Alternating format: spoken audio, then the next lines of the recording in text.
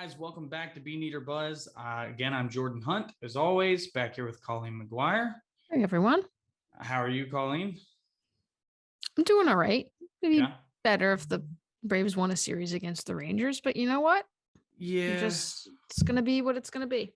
Now we're into May. So I'm like, that's still an April series. So now we're into May. So there you now go. can... I didn't think about it that way. I like that outlook. Saw today that the Braves actually had the easiest schedule in the month of April. And I saw that as well. And I made the joke that, oh, well, that makes sense because we're terrible against bad teams. And it really does seem that way. Always it does that seem that they play down and up to their competition. And yeah, so it does. Maybe they'll benefit from a little tougher schedule. Hey, I mean, we're playing the Mets this week. No better time to, step up and kick some ass. It's true. Hopefully that will be hopefully in 4 days or 3 days from now, I guess, because it's a 4-game series in 3 days with the doubleheader on Tuesday. Hopefully on Wednesday night, we'll all be talking about how the Braves are 2 games out of first place and, all that fun stuff. But I haven't looked to see what the Mets did today. Did they win? They play the Sunday night game. Oh, okay. Oh, of course. Mets and Phillies. That's yeah. And they got Scherzer. Good Scherzer baseball. Going. Oh, okay. Well, then that might be fun. Okay.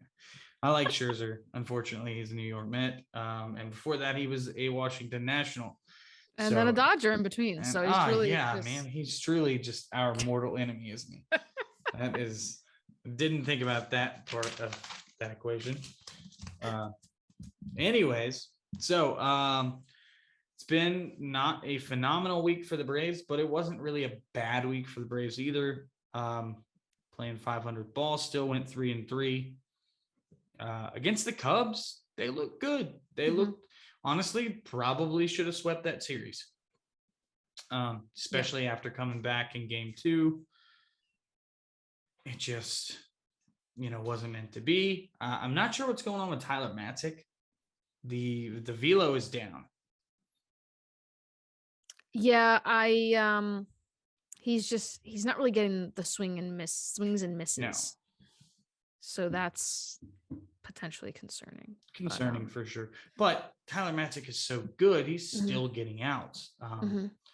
But I remember noting on opening day that his velocity was down. And I thought, oh, well, short spring training, had a long season last year, pitched into October. We know that Tyler Matzik isn't used to that because 2020 was his first season back since 2015. And then, and I'm not trying to talk bad about Tyler Matzik or anything. No.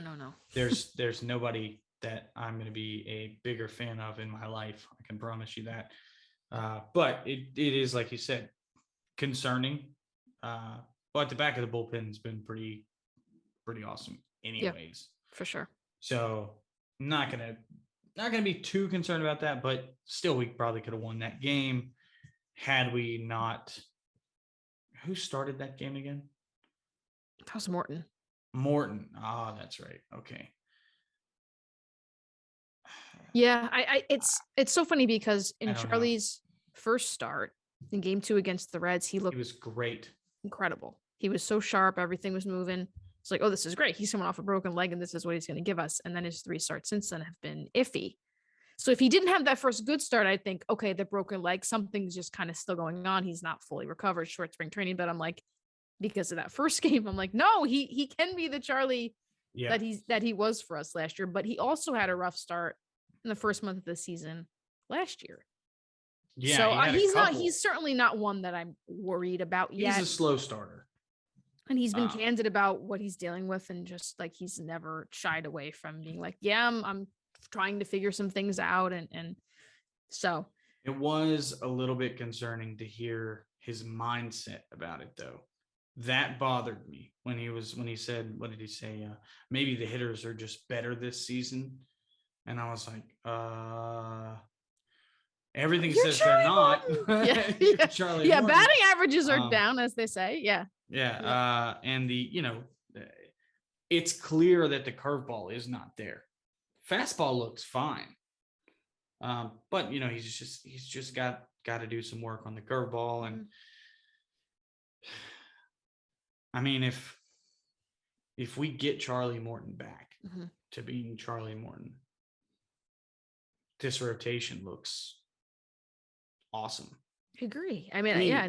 If Ian Anderson is your number 4, and you potentially, now I will never, until it is proven to happen, I will not say we're going to get Mike Soroka back, because right now we don't know what we're going to get from Mike Soroka. We have honestly no idea. They tell us, oh yeah, Mike Soroka is going to be back, and they said June or July. But I also think with Mike Soroka, I'm not expecting anything more out of him than some innings in the bullpen. Right. I think a lot of people are expecting him to come back and be like this, like tops of the rotation starter. No, it's like, no, that you're expecting way, way, way too much. I think he will be a starter. You do? Okay. Yeah, just because. I mean, I think eventually he'll get back there. I just think to start, they'll maybe just have him throw some innings in the bullpen. I mean, but that's how I feel about it. That's certainly possible. But everything the Braves have said and done has indicated they're going to use him exactly the same way they used to. Which, I mean, I kind of agree with you. If it were me and I were making the calls, I would probably say, hey, let's try the bullpen first and see how things go. Stretch him out a little. Yeah, stretch him out. Give him a couple 3-inning days or whatever. You could piggyback with him with a Bryce Elder or a Kyle Muller or Strider.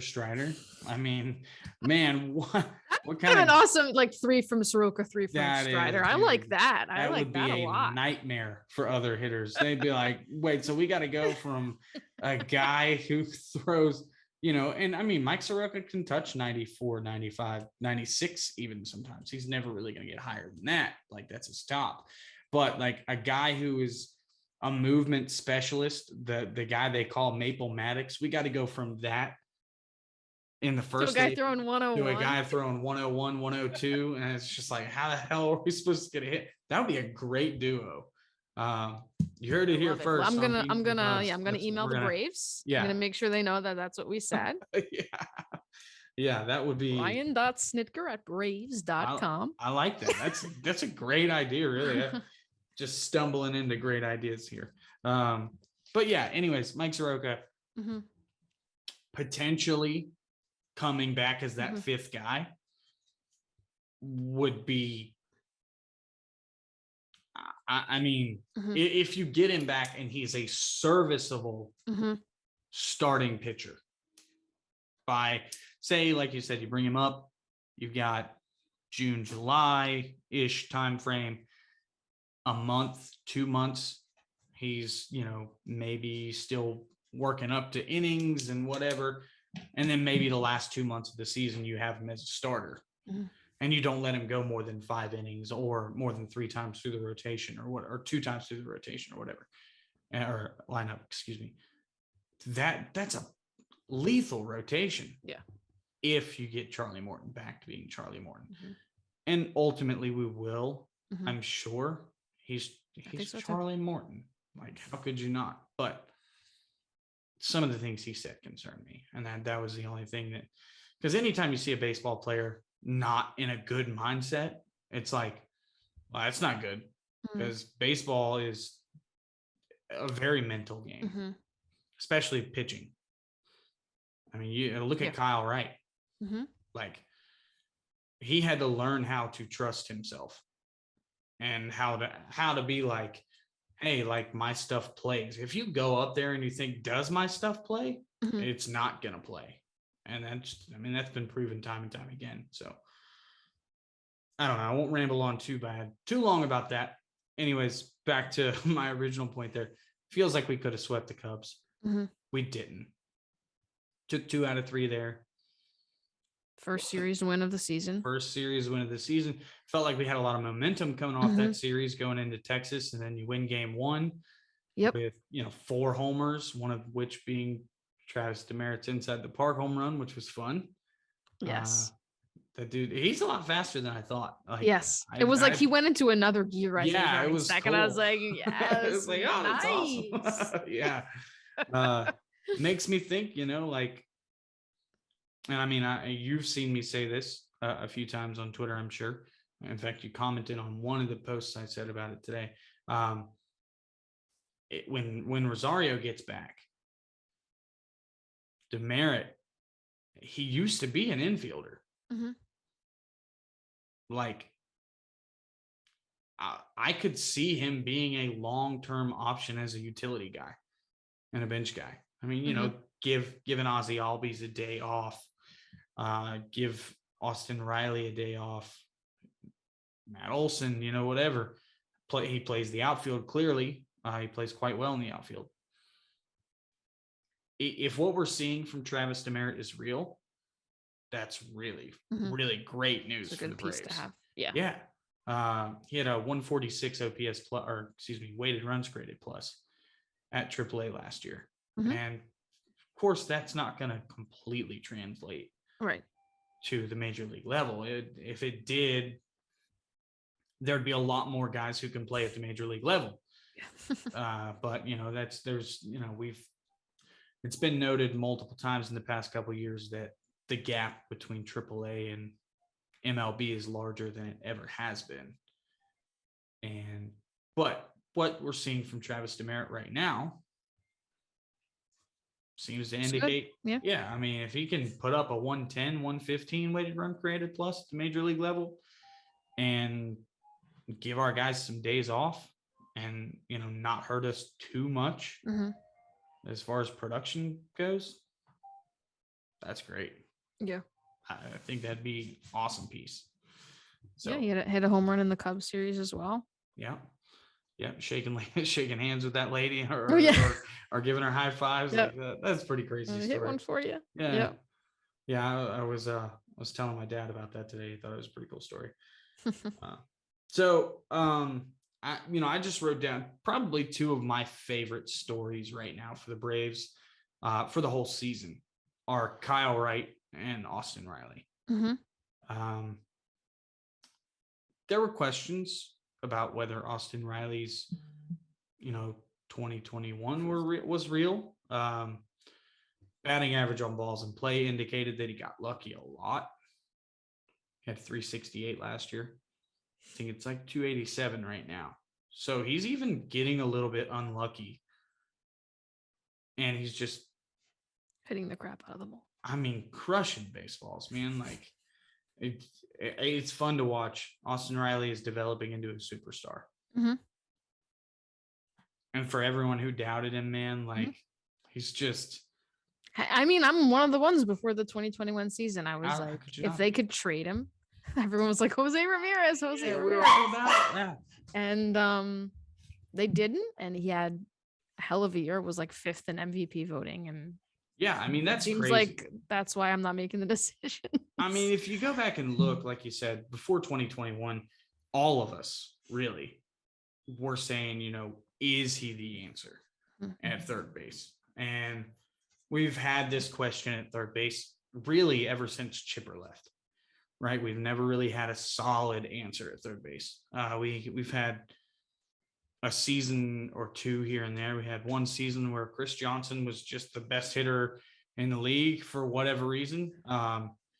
Almost won a batting title, Chris Johnson. When he had like 321 in 2013, it was something like that. I think he ended at 319. Okay. He actually ended up behind Freddie Freeman. Okay. Just in the last week of the season, Freddie Freeman overtook him.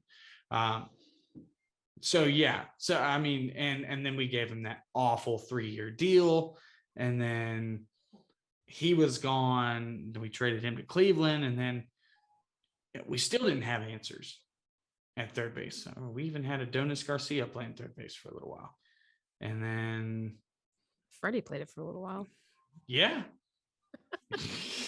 I mean, a really small little while, but man, he's still in there in the list of what a dark age in Braves history. I feel like I've just erased 2015, 16, and 17 from my mind. There were so many players, and just you look at the lineups and stuff, and it's yep, those years happened. But those years happened to get us to where we are now. What's so weird is, for me, those 3 seasons are the seasons that made me re-fall in love with baseball. because it was like 2013, I had some issues. I've talked about my anxiety issues and stuff like that. And in 2013, I had like one of the worst anxiety breakdowns that I've ever had. And and it was about baseball, because baseball is one of the things that I love so much. I just completely separated myself from baseball for majority of the 2014 season. I just didn't watch baseball at all. I watched, okay, I'll rephrase that. I watched from afar. I remember Irvin Santana. I remember guys like that, and I remember being like, oh, well, the Braves were good last year, so maybe I'll just watch from afar and they'll be good this year. And then they just, had all of the their end of flaws. 2014 was the start of the man, they got real bad in the last 2 months fall of the Braves. Season. Yeah. And then I remember being so excited for whatever reason the day that they traded Jason Hayward, because it did feel like, okay, like we're acknowledging that we have some issues and that we need to make some changes. So those seasons were, it was like you got to, like, you didn't care about winning was the thing. That was the big thing. You didn't expect to be good, so you could take like the little things that were good that happened and you could appreciate. Like Shelby Miller. Yeah. It was awesome. Remember he almost pitched a no-hitter? Great. Yeah, in Miami. I remember I went to, I don't know, what part of the year it was, but my dad and I went to see them when they were playing the Mets, and Shelby Miller was pitching that day. And I remember just like there was somebody in the parking lot who was a Braves fan. I was like, oh, we got Shelby Miller going. It was like one of the only highlights of the season. It was like Shelby Miller. Don't care if we win as long as Shelby Miller pitches well. Yeah. Yeah. I remember like like I said, the Jason Hayward deal, when that deal went down, I remember when Shelby Miller first came up with the Cardinals, there was a game where the first batter of the game, he gave up a single. And then he proceeded to get out the next 27 hitters. And it was just like, oh my God, he threw a perfect game. Yeah. After he just did it after he let the first guy get a single. And then we traded for Shelby Miller. And I was like, oh, this guy's really good. And then I don't know what happened to that guy's career, but man, what a fleecing we pulled over the D-backs. Like, it doesn't even matter if Dansby Swanson isn't, honestly, if we only got those like 4 or 5 years that were decent out of Ender Inciarte, that would still been a huge win, because Shelby Miller was so bad after that. I don't know what happened there, but those seasons were so fun, and we didn't have an answer at third base. And Austin Reilly, man, he's just proving every doubter wrong. And you literally, like, there was a point with Austin Reilly where he would come to the plate. And even last year, I had these feelings. He would come to the plate and I'd be like, oh, man, like, I know he's got the potential. I just don't know if we're ever going to see it. And he would come to the plate and I would think, well, there's a high likelihood he's going to strike out. And now he comes to the plate and my mindset is immediately, Austin Reilly is going to do something great. He can change the game right now. And when you feel that way about a guy on your team, it's special.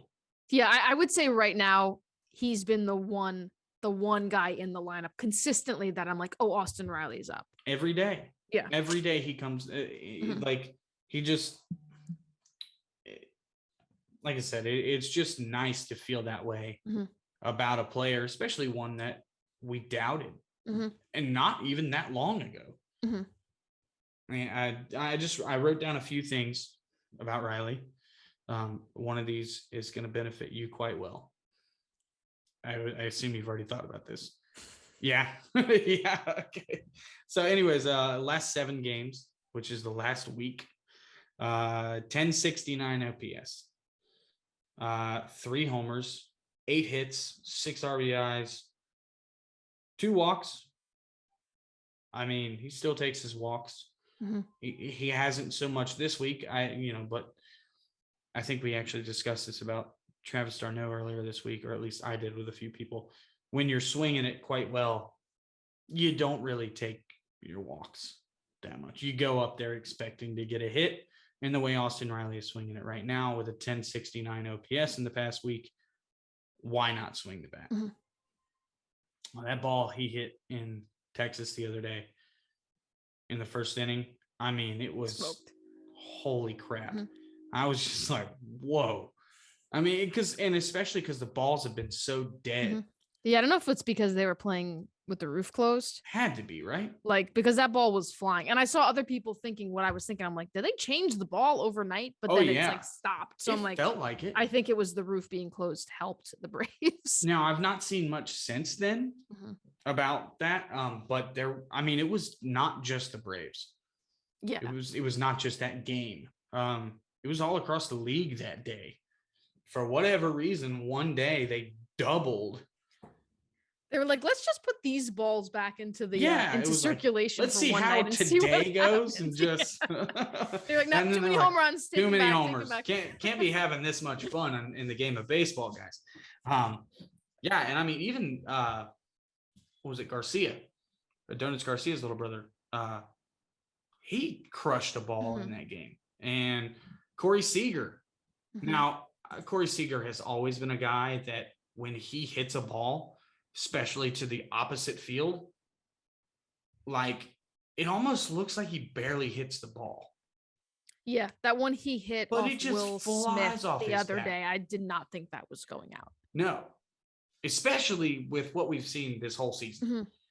Yeah. And then that ball went out, and I was like, and that's when I really started thinking, like, did they change the baseballs? Because yesterday that ball dies before the track.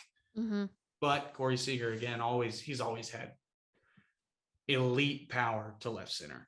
So I don't know. I could talk about those balls all day. That's I mean, we said it the last episode. I was like, I don't know if you can find evidence of this or how you can figure it out, but I mean, just for eye test tells me that the Braves are one of the teams that are being affected most. And I'm sure there's gonna be at some point there's gonna be statistics that come out like, okay, this team in terms of the expected batting average and all that stuff. Exactly. In terms of expected batting average and expected home runs and all that stuff, compared to what we've seen the last few years, this team has been the most affected by the dead baseballs. Now, we said, I don't know, MLB said they were going to do this.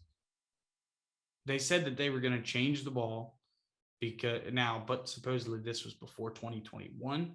I thought it was before 22, but apparently it was much longer ago than I thought it was. But before, in 2022 or 2021, they had two different balls, they said.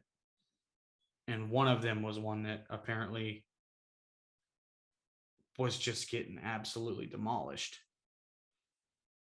Probably the ball we should have kept, because that's fun. Like, I know that affects you on both sides, your pitchers and your batters, but like home runs are fun. It's awesome to hit home runs. Nobody wants to watch balls dying at the freaking warning track. No, it's not fun. 8 times a night, balls that would have been crushed last year. Come on. And then there's certain balls that I'm like, I don't understand this year. Like, there was a ball that Ozuna hit in San Diego. It ended up being a home run.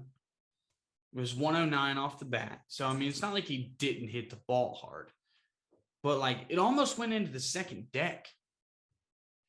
And when he hit the one on the Sunday night game, or did he hit another one? Okay. Yeah, it was a Sunday night game. It was the Yu Darvish game that we ended up losing, and almost, honestly, probably should have won that game, but we talked about that last week. Anyways.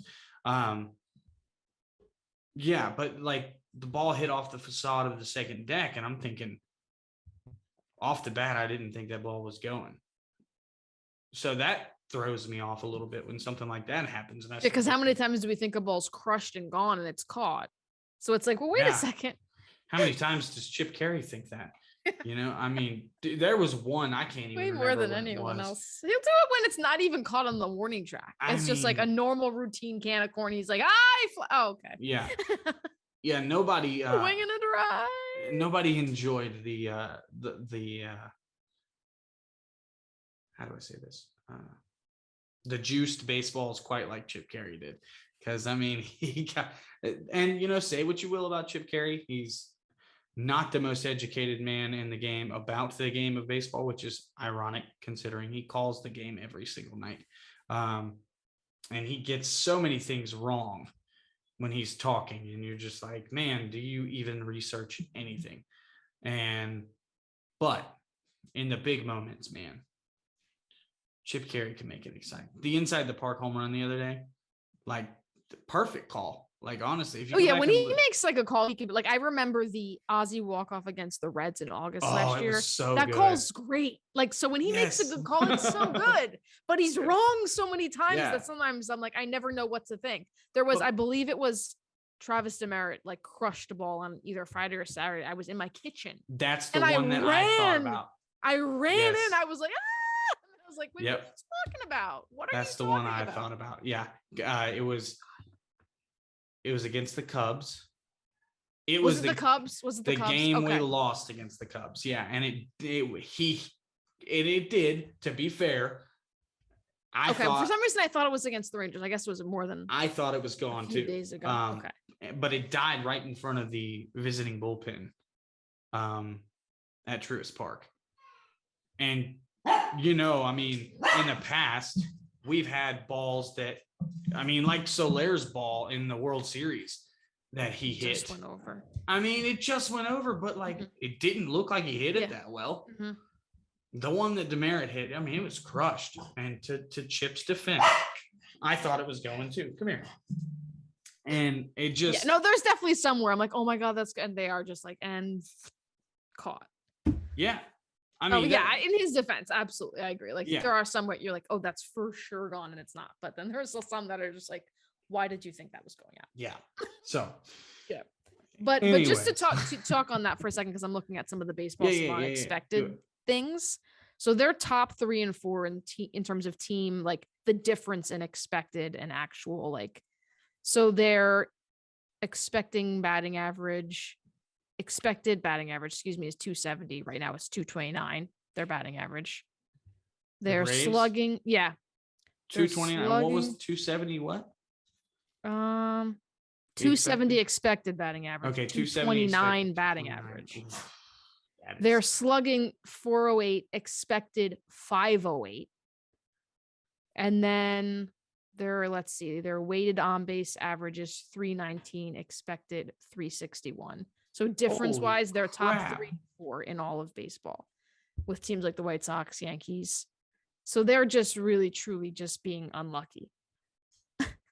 So I wonder, and I mean, in terms of expected versus reality, like there can't be that many teams who are, I don't want to say underperforming, but who have that large of a deficit. I mean, especially for all 3 of those stats to be like that is 100 points, the difference in their slugging and expected slugging.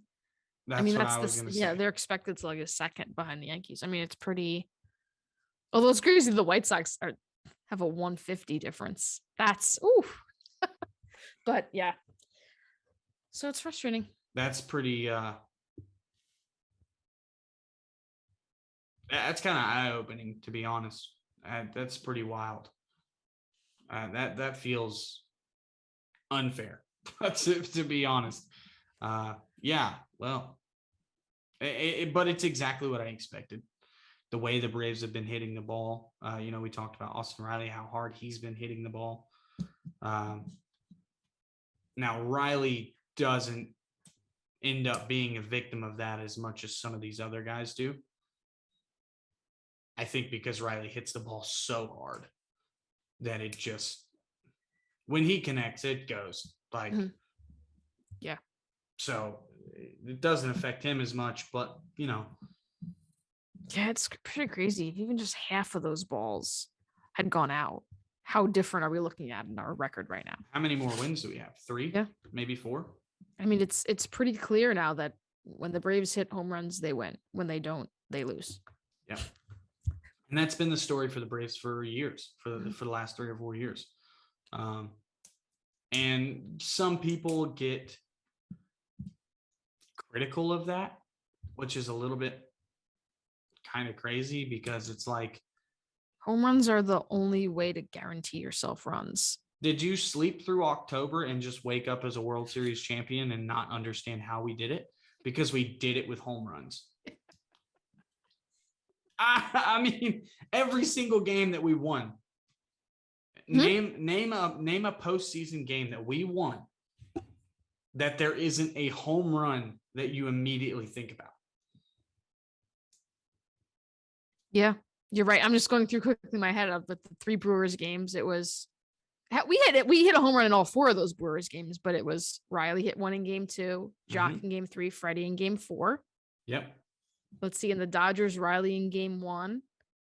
Game 2, I don't think we hit a homer. Now that I'm thinking about it, we did not. You're right. You're right. Game 2 is probably the only game. But all Eddie Rosario we did in that, game 6 we did. Yeah. But all Eddie Rosario did in that game 3 was have 4 hits. Yeah. So you're right. I think that's probably the only game. But yeah, but still, that just one game doesn't take away from the idea that yes, they hit home runs and they win. So yeah, and I'm like, yeah, that means you're going to strike out more. Especially the World Series. I mean, the World Series, every single game that we won has a big home run. At least one home run. At least, and a big one. Like game 1, leadoff shot by Soler. First swing. Everybody thinks about that, right?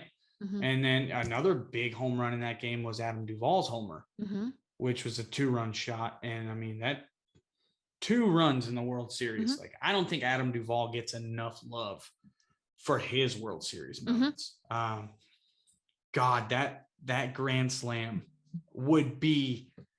It would be. I kind of feel bad because it almost gets. He deserves it. But that moment, I thought Truist was gonna fall to the ground. Dude. I mean, the place was shaking. Just right now, I have chills right now thinking about it. Like I was at my parents and I went ballistic. Yeah. I was like, we are winning the World Series tonight. Of course, it took a couple more days, but that's okay. It still happened.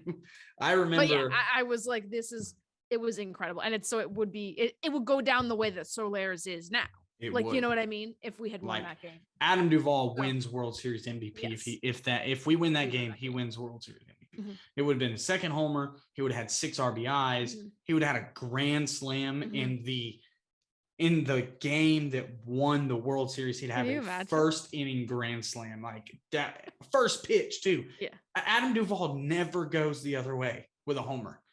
Never. I don't know. Like his bad drop on it too. He just like knew. He was like, "This is dude, bye." There's every time I watch that video, there's a moment where Josh Tomlin is on top of the rail and he's like slapping hands with everybody, and I'm just like, oh man, like. Yeah, some of the best moments, we're obviously getting off track here, but I love talking about the postseason from last year. But some of the best moments last year are the dugout reactions after the home runs. Oh man, dude. They were so good. As Soler's homer, like in game 4, Dansby going mad. Oh, yes, that was good. And then another home run that doesn't get enough love in that postseason is Travis d'Arnaud's game 3 homer. I mean, that's big when you're only up 1-0. Yeah, when we were up 1-0 and he hit that, and it was just like, it just felt dead like center. So much like weight came off. It was like, oh my god. It was like, oh thank God. Here we go. And it was only 1 run. Only a solo shot made it. It felt like it ended the game. So, anyways, back to what we were saying. Home runs. You can do a whole episode on postseason. And we will. So, home runs. Home runs equal wins. Yes, that's just how it works. That's the way the Braves play. They didn't hit any home runs today, and it sucks because they didn't give any up. Right? It was all because there was that bases clearing triple. Yeah, so it sucks to give up 7 runs and not give up home runs. That does happen. Yeah. But, you know. But they won on Friday, and all they did was hit 4. Mm-hmm. So that tells you what you need to know about how the Braves need to win. Mm-hmm. When Austin Reilly hits a 2-run shot in the first inning, and you're immediately up 1-0 with one of your 4 guys on the mound, especially when you feel better. To this point in the season, there's only been one game they've lost where they scored first, and only one game they've won where the other team scored first. So I was joking last night about like, oh, they scored first, the game's over, but then they lost. And then same thing today. I was just basically like, okay, now it's getting a little annoying. Yeah. Now I'm almost to the point of like, if the other team scores, I'm like, why am I wasting my time? Yeah, I commented on it when you said that today, and I was like, should we just go ahead and start the pod now? Like, what? Should we waste 3 hours? But 3 hours later, guess what happened? You know, the Braves, they lost. And it's weird because a couple years ago, like, we could be down 5 runs in the 7th inning, and I would not feel like this game's over. It was crazy. It's just changed so much since then. Yeah, they used to be like the comeback hits. Yeah. Like you could always, it was always the chip. They don't always win, but they always give you a finish. But they would always rally. They'd always find ways to get those hits late and really get to the bullpens and things like that. But Chip's going to have to lay off of that now. I mean, he still rides that thing every 8th inning. The Braves are down 4 runs. Well, one thing we know about the Braves is they don't always win, but they always give you a good finish. Except they haven't done that at all this year, Chip. And haven't even really give us much of a finish. There's really been that one game against the Marlins where they kind of rallied a little bit, but and we didn't even win that one. That would have been a fun don't always game, win, but they don't. They don't always win. Like I said, except for all the days that they didn't this year. Yeah. So it just those are the you got to keep scoring runs. Yeah. Got to tack on. And one thing I noted about Austin Reilly here is just 22 strikeouts and 84 at bats, which still sounds like a decent amount, but it's really not that high. It's only a 22.6% K rate.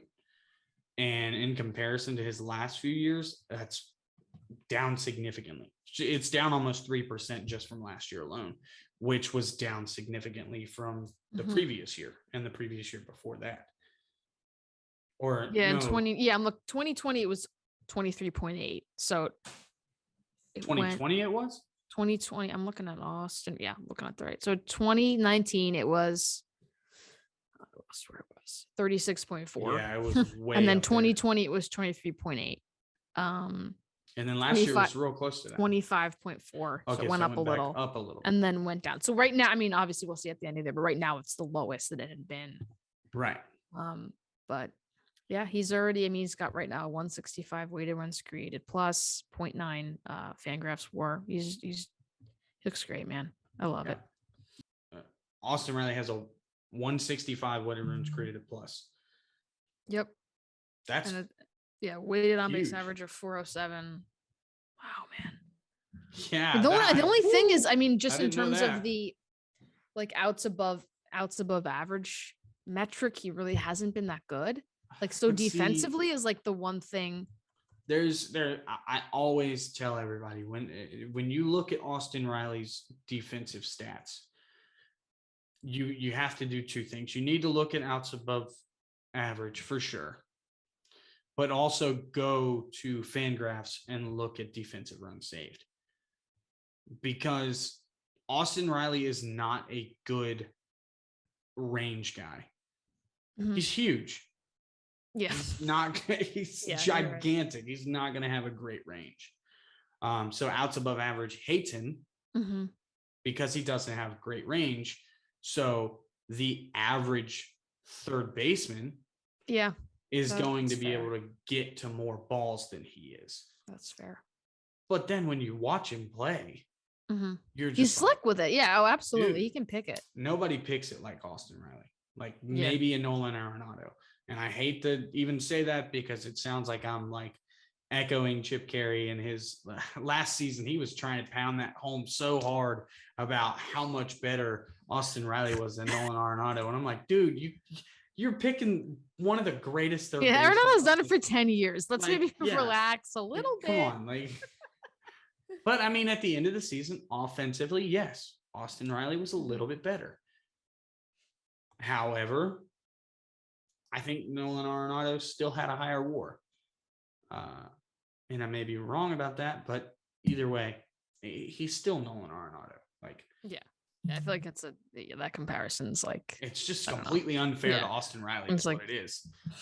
Like, if you're going to compare him to somebody, and he kept saying Scott Rowland too, and I'm like, Scott Rowland is a Hall of Famer, Chip. Like, this guy deserves. Austin Riley actually had more Fangraphs WAR.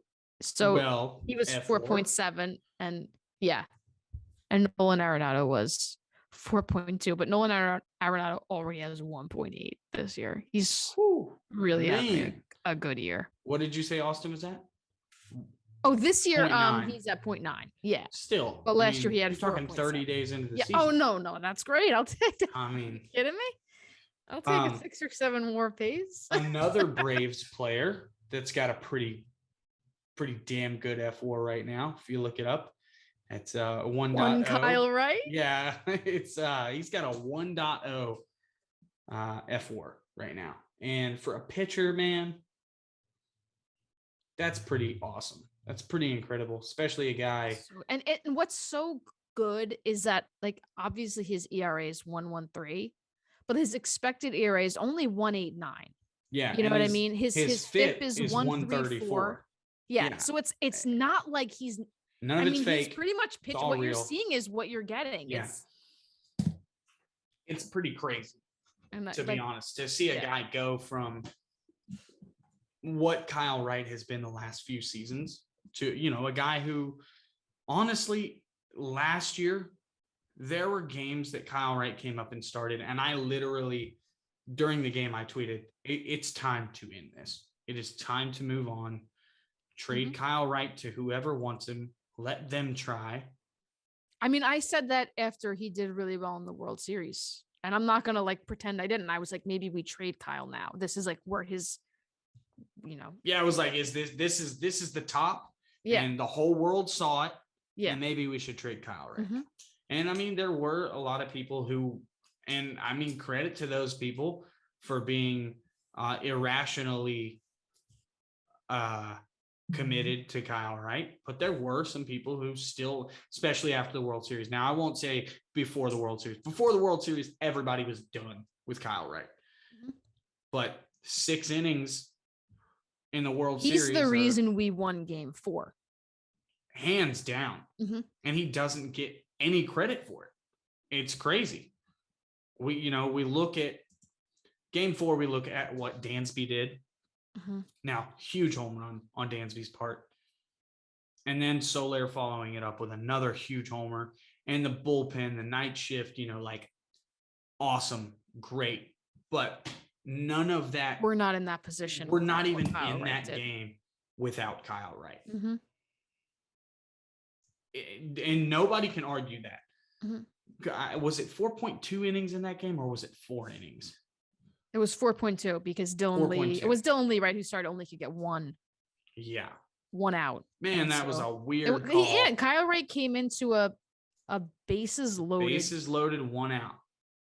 Got out with just the 1 run on a ground out. Like, it was just one of those, I'll take that.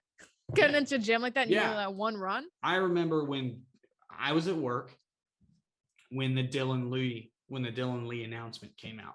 Dylan Lee is starting tonight. I was like, and at this point, we're so deep in, everybody's fired up. So it's just there was so many people like this too. So none of us can deny it, but we were like, hell yeah, let's go. Let's go, Dylan. It's this guy has 2 major league appearances. What the fuck are we doing? Oh, this on this stage, you're going to just let him go ahead and do it? Yeah. And I was just even I was fired up about it. I was like, yeah, let's go. I don't care. It's the World Series, dude. We're going to find a way to win this thing. And my wife even texted me. My wife she's a big baseball fan. She's always liked baseball her whole life. She'll tell you like straight up, like, I don't only watch baseball because of Jordan. I love baseball. I watched it when I was a kid. I grew up watching the Braves. She's a Blue Jays fan now. But she texted me right when the Dylan Lee news came out, and she was like, I don't know what the fuck you guys are doing. I was like, well, and I was like, well, I kind of like it, and now that I look back, I'm just like, no, you didn't. You thought that was stupid as hell. Like, what the fuck are you trying to convince yourself of? And it's like, oh, this is certainly a choice, It was a choice. But a Kyle choice Wright was made. Yeah. It opened the door for Kyle Wright to put up a legendary World Series performance. And I don't care. I use that word a lot when it comes to the postseason run. That postseason run was legendary. It should have never happened. I mean, how many guys just clutch? I mean, every guy had some big moment. Everyone on that team. Everyone on that team has a moment that I can point to in the postseason and be like, that was gigantic. Even Ozzy the Albies. Stolen base, yes. The stolen base in game 1 NLCS. Yes. Yeah. And wait. Oh yeah. I didn't even think about that with Ozzy. He also gave us all tacos, and that was fucking awesome. Even though I have now found out that I shouldn't have been eating those tacos because I have celiac disease. Oh no. Yeah. In fact, actually, a funny story about that. I found out that I have celiac disease, and I was like, oh, well, what can I still eat at Taco Bell? Because Taco Bell is my favorite place to eat. Oh, the tacos are gluten-free. I was like, cool. And then later on, like 5 months down the road, like 2 weeks ago, I find out that no, they're not. Technically they're gluten-free, but their seasoning is not gluten-free. So I've been getting sick every time I eat their tacos. And you're like, that explains it. So when Ozzy steals another base this year in the World Series and we get tacos, I won't be able to eat them this year. But yeah, it just we can, like you said, we can go on forever about the postseason. So we'll have to do a separate, Let's do it. I'm down. Kyle Wright, yeah. He's the reason we won that game. He kept us in it. For him he just took that and that, translated it, and now he's being what he is. You can see it, man. His confidence is so completely different. Like the other night, he's in trouble, like almost the whole night. I was it the first or second inning that he had some big trouble. Let me see. Let's pull up It was the inning when he gave up the run. It was the second inning. Okay. I believe in the first inning he had some runners and stuff too, though. But anyways, the second inning was the inning when he ended up giving up a run on the pickoff that ended up being kind of botched. Yeah, I mean, so I'm kind of looking at so the first batter, singled, and then he got out of that. Then the next inning, it was the 2 walks. Yeah, that weird play to get the guy to score, but got out of that. The third was a clean inning. I'm wondering did he have any? Okay, so third and fourth were clean. Then a single. Yeah, I mean he did get into some trouble. He let guys on. He had some traffic. Yeah, the singles. Yeah, only 4 hits ultimately, but to get out of that without your sharpest stuff, with only 1 run, and the one run came on a weird play that easily maybe could have not happened. So he could have ended up still throwing 7 shutout innings. Yeah. So. And that's your bad night. And he I'll even take that said any day in the press conference afterwards, he even said, at no point tonight did I feel like I had it. At no point. He threw 7 innings. And at no point in that 7 innings did he feel like I've got my best stuff now, or like I've got this one pitch that I can go to get outs. He was still looking for it in the 7th inning. And he was still able to get through 7 innings, allowing 1 run. He walked 4, hit by pitch. And then he only struck out 8. Just 8, unfortunately. Measly compared to his 11. The 9 and then the 11 game, and then only 8 this time, unfortunately. So he's tied for 5th right now in the major leagues in strikeouts with 34. A couple of guys he's tied with are Nola and Lauer. Now, Lauer came out of nowhere the last week and a half with 24 strikeouts in 2 outings. Like the Brewers needed another guy. Well, the Brewers, their starting rotation gets real thin at the back end, so yeah, they needed another ace. Yeah, that's true. To throw in the 5-hole. I didn't know till today that the Brewers actually are tied with the Mets for the best record in the National League. Yeah. And they've gotten a couple home runs from Yelich, so I think they become dangerous if Yelich gets back. If comes back, man. And I like the Brewers. I want the Brewers generally to do well. It just sucked that we were the team that they had to play against, so I didn't root for them. But ultimately, I like the Brewers. I like the Padres. If they were playing the Dodgers or who did or the Mets? Oh, well, probably even the Giants. I don't know. I liked the Giants last year a lot. Yeah. But if the Giants are playing the Brewers, I might be rooting for the Brewers. Me too. Now they're pitching. I definitely wouldn't have been rooted. There was no part of me that going into that series, I was like, we got this. Mm-hmm. We're just facing the Brewers. And nobody, like everyone, I should say, counted out it was like, you think you're going to beat them with that pitching staff? And me too. I was like, that's going to be tough. And it was just really nice to prove everyone wrong and then prove everyone wrong again and then prove everyone wrong again and go on to win the World Series. That was pretty fun. Again, we could talk about this all day long. But yeah, Kyle, I wrote down a stat that I didn't know until just now about Kyle Wright. He's not allowed a home run this year. 24 innings. He's not allowed a home run. Yeah, I thought of that the other day.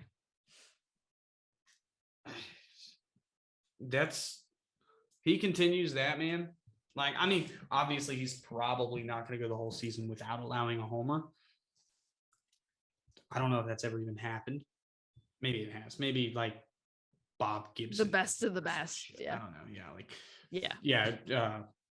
But even still, it's even the best guys are going to give up home runs. I'm not saying if he gives up home runs, he's bad.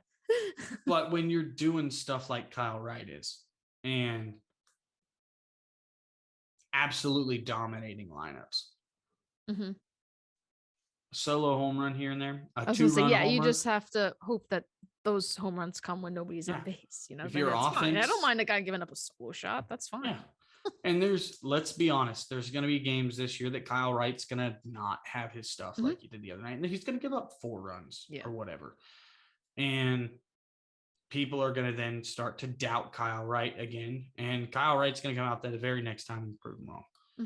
I had a Mets fan tell me the other day that this is to be fair, his Twitter handle is delusional Mets fan. So that guy's hilarious. Yeah, he is pretty funny. It's just like, man, like at least you're honest about it. Like, at least it's so funny coming into this that you are completely off base here. And he was talking about Kyle Wright, and somebody was it Mike Petriello? Someone talking about Kyle Wright being like one of the greatest stories of the season. Yeah, he had an article about like why he's for real or something like. Yeah, and this dude comments on it, and he's like, "Oh, don't worry, we'll prove how fluky that has been next week when he plays the Mets." And I was just like, well, or maybe we'll actually see how fluky the Mets offense is since there's real statistics to back that up. Yeah, man, I don't know with the Mets. Mets are really good. The Mets to me seem for real. Like I'm not doubting them yet. They are for real. They're probably a postseason team for sure. But that I don't believe that because of their offense. I believe that because of their pitching. Their pitching is elite. Without DeGrom. Yeah. And someone tried to argue with me about exit velocity the other day and about how exit velocity doesn't matter because I was talking about how the Mets have the 3rd lowest exit velocity in the majors, and they also have the worst hard hit rate in the majors. This team has one of the best records in baseball. They have the worst hard hit record in baseball. Somebody was like, well, none of that means anything and blah, blah, blah. And I was like, oh, really? Well, how are the Mets winning games? It's because of their pitching, right? Yeah. Well, their pitching is like 2nd and 3rd in average exit velocity. So their pitching is phenomenal. And anybody who argues that is just lying to themselves. So the Mets are for real. Yeah. We just have to find a way to expose that. Yeah. And right now we are not even exposing the Rangers. So it's okay. We'll get there. Last year, if 2021 taught us anything, right? It's that just because you're 5 games back in May or 6 games back, whatever we're going to be at the end of this day, that means nothing. Yeah, I know. And it's all well and good to think that, but I think that the Mets are going to be better this year too. So I'm like, it's not really like going in with that mindset of it's okay if we're 7 games back at the end of May, because the Mets may just keep doing what they're doing and win 97 games, and then we'll be like, oops. So we'll see. If we do, we'll all on opening day 2023, we'll go to Truist Park and we'll look at the Commissioner's Trophy and we'll say, oh, who gives a shit, right? World Series. I mean, don't get me wrong, we all want to win. And that's why we're talking about these things. It's because we love watching the Braves win. And it's not happening right now. They're not exactly losing either. I mean, playing 500 baseball is 500 baseball. So yeah, there's 26, 27 weeks in the season, something like that. If you play 500 baseball for half of those, and then the other half, you're 2 games over, you're going to finish about 20 games over. Mm-hmm. And you're probably going to make the postseason. Now we're going to need a lot in the back end. Mm-hmm. we're going to need to really push it down the stretch, but we're only like, what, 30 games in? 23? Yeah. Okay. So. Yeah. No, I know there's time. Yeah. Yeah, there's plenty of time. Just a few little things to go over before we kind of end this or whatever. Demerit, like, got to give some props to Travis Demerit. Like, great week for that dude. He's had 2 homers. Both of them are special moments that we will always remember, which is so cool. Like the first homer, lady next to the on-deck circle tells him hit a homer, and he says, it's not that easy. I'll try. And she says, don't try, just do it. And then just goes ahead and hits one.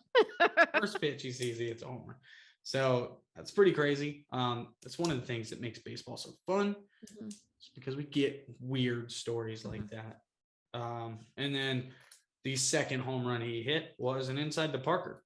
First one since 2016, which was Dansby's first major league homer, which I know we all remember that. And it was the first one at Globe Life Field too. So he made a little history with that. Made a little bit of history. A lot of history, really. I mean, he made Braves history because, I mean, that's 6 years. 6 years we went without an inside the Parker. So that's pretty cool. And then Rodon Contreras came back up. Manny Pena went down with the wrist injury, likely from when he got hit on the wrist. Did he get hit on the wrist or did he catch a ball on the wrist? Can't remember. It was one of the two. I don't know. Was it like a foul ball or something that hit? It was either that or like a ball he was trying to catch, or it was he got hit. I remember. I can't remember. Either way, it was a baseball that resulted in a sore wrist for Manny Pena. So Contreras is up. He had a 2-homer game on Friday night, part of that 4-home run game for the Braves. And you know, that's fun. And both of those weren't cheap homers. I mean, he crushed those balls. Center field. Yeah, 2021, those balls. And that center field is deep. It is deep. That's like 410 back there. That bullpen. So that's not a cheap home run by any means. He crushed that ball. Yeah, both of them. I mean, they were pretty much in the same spot. Or almost close the exact same spot. Yeah. I think they both went into the bullpen, didn't they? Bullpen or near there, or bounced off. Yeah, something in that general close. Area. Yeah. So that was fun. Contreras is probably our catcher of the future now. With Langeliers gone. And so, you know, it's always good to see William doing better. And his defense has looked better, which was really the big concern last year. His defense was kind of a mess. Yeah. So. He does the one knee a lot of pass balls and that sort of thing. Yeah. So if that gets better, He's got the And I bat. mean, So if in 2 years we do away with framing with the robot umps, which will probably come, then there will be no reason to do one knee or whatever. So it'll basically be, if it hits the strike zone, it's a strike. If it doesn't, it's not. And I'm sure there'll be some that were like, I don't know about that, man. Yeah. And then Dansby has had a much big better week. Huge week for Dansby Swanson. He had a homer, he had a couple doubles, a couple walks, a couple 3 walks. That's more than a couple. That's a few. We passed couple and gotten to a few. Yeah. Hey, whatever you got to do, man. What Dansby had a rough few weeks before that. So, he did. Yeah. And then He's looked great. He's definitely, it's good to see. And we know he's a streaky player, so he might then for the next 2 weeks just be a pumpkin. But for now, I'm like, hey, I'll take that. As long as he's the superstar every 3 weeks and then a pumpkin for 2 weeks, I'm fine with it. Whatever. And then next year we'll sign a real superstar and we'll go win 10 World Series in a row. That's the perfect plan, I think. And then another small thing, no big like impact or anything along those lines. Yes, Ronald whatever. Acuna is back. I'm so happy. It hasn't gone great for Ronald yet. 2 hits, 6 Ks. He does, however, I don't know if he still does because I think Ozzy stole another base. So maybe Ozzy leads the team. But it was pretty damn funny that after one game, his first game, Ronald he led Acuna the team in stolen bases and was like, okay, well, that pretty much tells you everything you need to know about how our guys were running before Ronald Acuna got here. And they also did pull off a Dansby and the double Ronnie steal. had a cool double steal. That was like, what? I was wondering if they were going to do it today because Dansby was on second and Ronnie was on first. And I was like, too predictable. And it would have saved it. And then, of course, it was a double play. So I was like, well, we should have done the double steal. There was like 5 double plays with runners on first and second with no outs. And it was like, well, we'll just keep destroying these rallies. Everyone calls a home run a rally killer. No, the much double play rally killer, the home run than the double play. Double play gets it done every time. Yeah. And then Alex Dickerson got DFA'd. He did. Luckily, we were able to keep him. So that's kind of cool. I'm kind of surprised, but I'll take it. I liked him. I feel bad for him. A lot of people just were like writing him off because of his batting average. And I'm just like, and that's stop. just so not fair. I'm like, are you watching him? Yeah. His like he was literally so much better. I was like, there was some person who wasn't being particularly not nice to me on Twitter, and I was about just on how he's not on Twitter.com. Not Elon's and I basically Twitter. I was like, I need to actually make sure I have evidence of how he's literally been the unluckiest, and he had been like literally of every unlucky. Player was number one in whatever on base weighted on base average and all. Yeah, so I'm just the poor guy. Wait, in all of baseball? Yes, I pulled it up on. Way.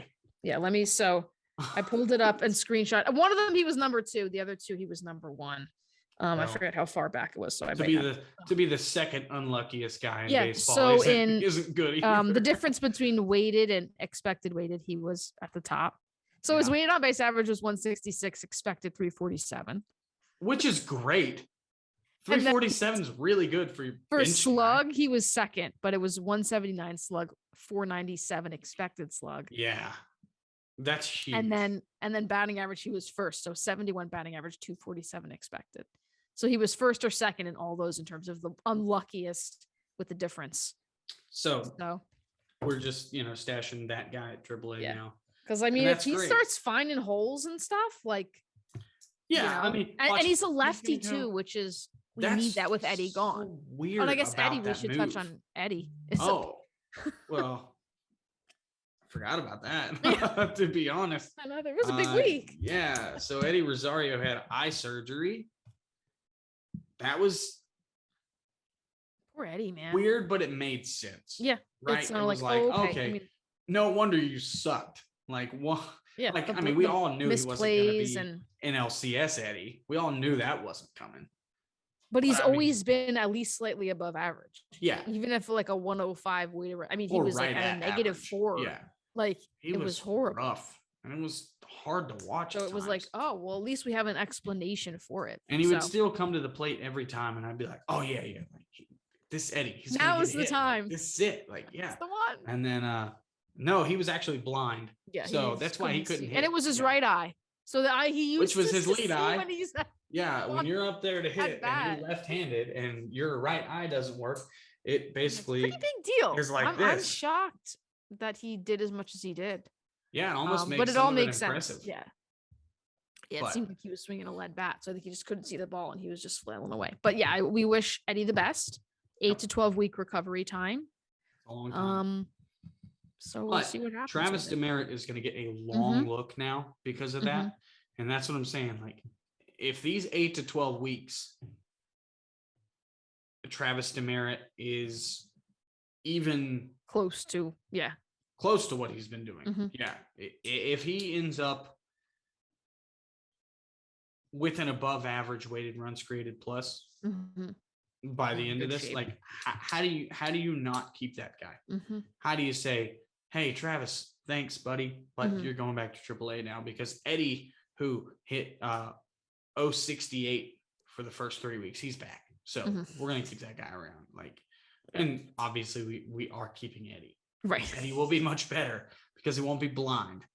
But it gives, I mean, again, we touched on it earlier, but Travis Demerit, if what he is doing turns out to be even halfway real. Kyle Schwarber just hit a home run.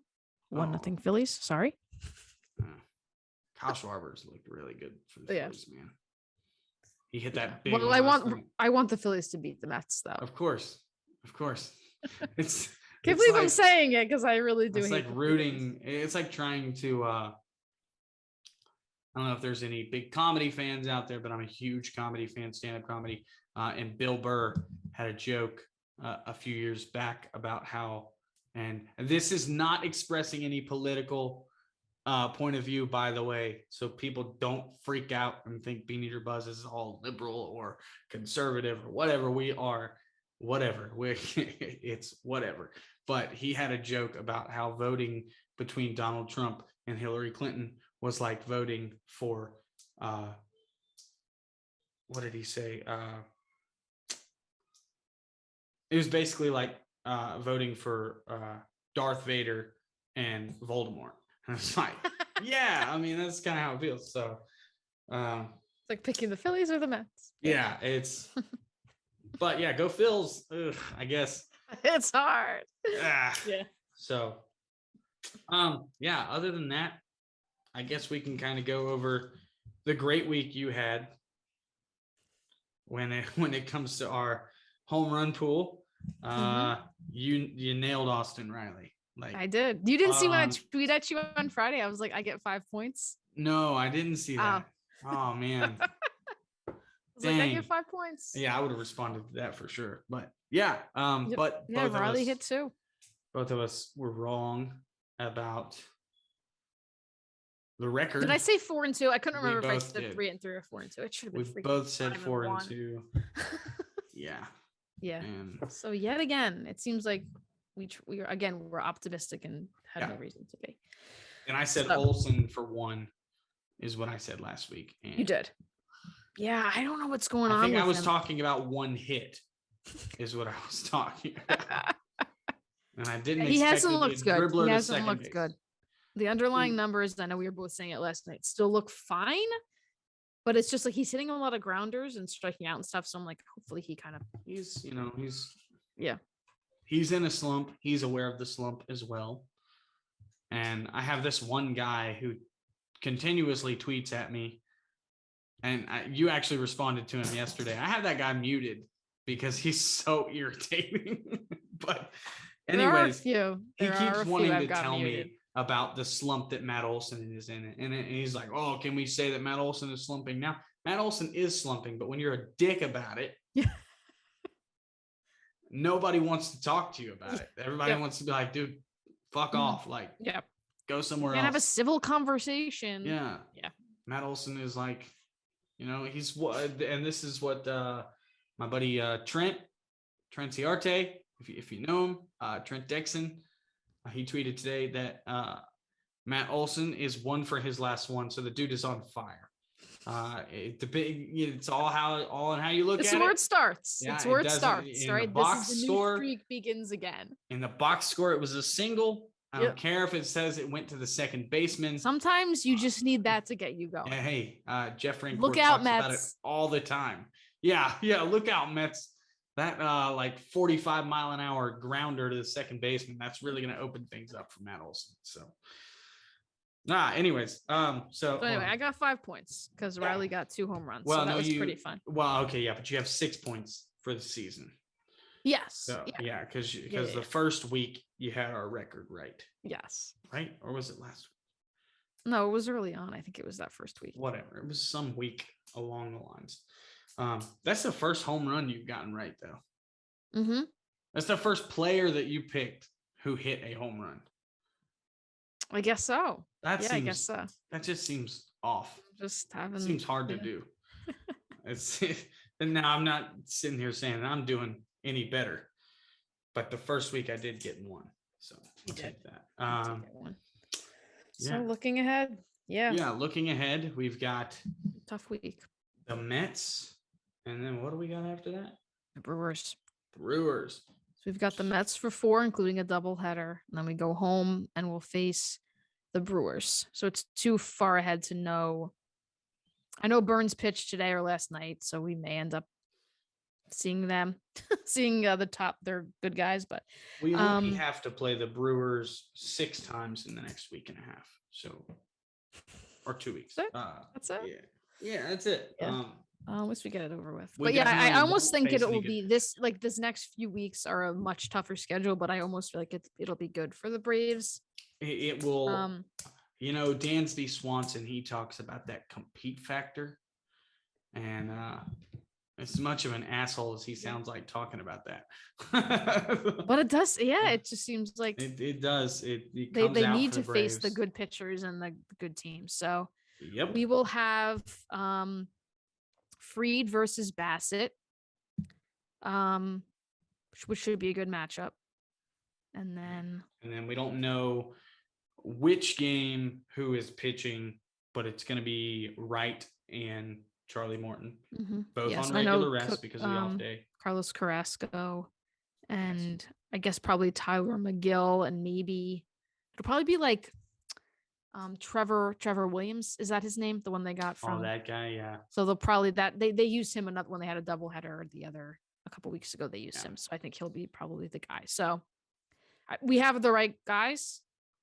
So, but it's good. We won't have to face Scherzer. Yeah. Although I was looking at that and I thought we'd miss him, but then I realized that based on their schedule, I should say I thought we'd miss Scherzer and Bassett, but they had a day off, which I forgot about. So I was like, we do have to face Bassett. That's fine. But the Braves have historically had success against Scherzer, so I wouldn't have hated having to face Scherzer. Bassett's been really good, but all their pitchers have been good. So but we've got the right guys, so they might be low scoring games. I guess we'll see what happens. Well, look out, Mets, because Matt Olson's coming to town with that 1-for-1 that we're talking about. Adding 1,000 since today. That's so 7 games. Yeah. So it's 4 against. I think that. Are the Mets playing on Thursday? Because if so, that was really stupid not to just make this a 4-gamer in 4 days. But whatever. They must be. They have 4 against Phillies, the 5th, 6th, 7th, and 8th. Yes. Oh, so they got to play the Phillies again. Mm-hmm. Okay. And then again later in May. So I guess we'll ask real quick. What do you think is going to happen record-wise? I think if we do anything worse than split, we're in really bad shape. So hopefully, I think we can split. Well, you can't split 7 games. I'm talking about versus the Mets. Oh, yeah. I'm looking at series by series. Yeah, I think we'll probably split with the Mets. It'd be awesome to take 3, but we'll see. I hate this part because I feel like I don't want to say 1 and 2 against the Brewers because then it looks like I have no faith. But I'm just trying to be realistic.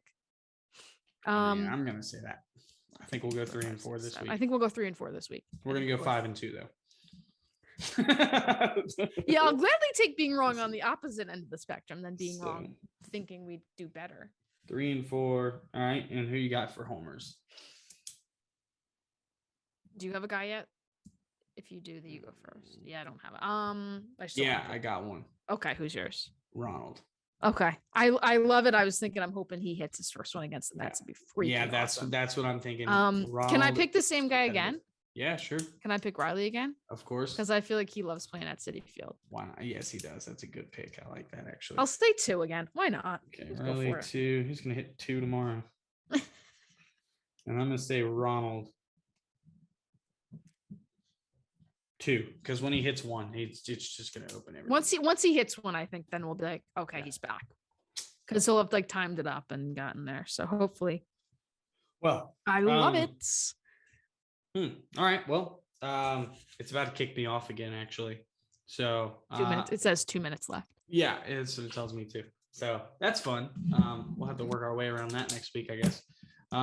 Yeah. Anyways, so hopefully this week would be a better week coming up for Braves. Hopefully. That would be nice. So, but all right. Well, I guess next week we will kind of have a better idea where we're at. So we'll kind of talk more about the Mets, and after we win 5 out of 7 against the Brewers and Mets, so all right. Well, you guys have a good week, and we'll see you next week. Take care, everyone. Go Braves. Yep.